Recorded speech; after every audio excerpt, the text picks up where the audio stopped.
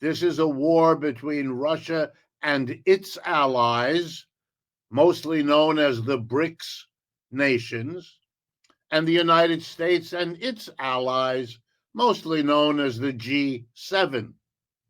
In that war, Russia has moved and taken over, in effect, about a third of the country.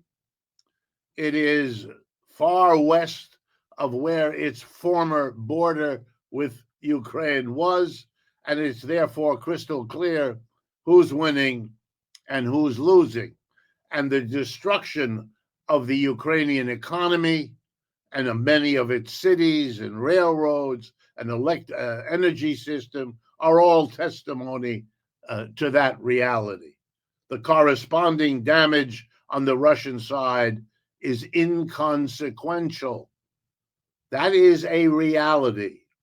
And coming after the American loss of the war in Vietnam and loss of the war in Afghanistan and loss of the war in Iraq, the handwriting is surely on the wall. I would also say that the reality of all of this, while still not clear in the minds of the American people, is lurking just below the surface. So, for example, Americans have become aware that the real competitor of the United States, and it's a competitor in the economic sense for the first time in a century that could be and has been called the American century, because the American empire replaced the British Empire, which could make that claim for the 19th and part of the 20th century. It became clear that China was the new competitor. China, at the beginning of the year, had an alliance with 4 other countries, the 5 countries making up the BRICS: Brazil, Russia, India, China, and South Africa. By the end of the year, 6 other nations had formally joined the BRICS, and another 10 to 20 have indicated their desire and intention to do so. This makes the BRICS a global bloc, a part of the world economy, allied together.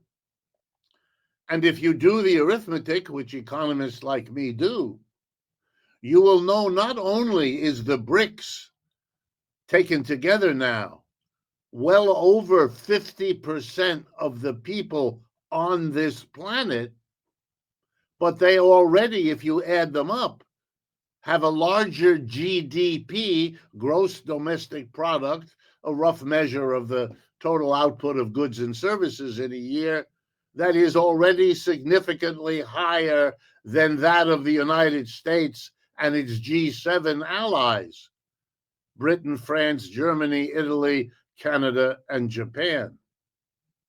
So the harsh reality is we are living through and slowly becoming conscious of the decline, relatively speaking, of the American empire and the rise of, well, 2024 doesn't yet allow us to say what's coming next.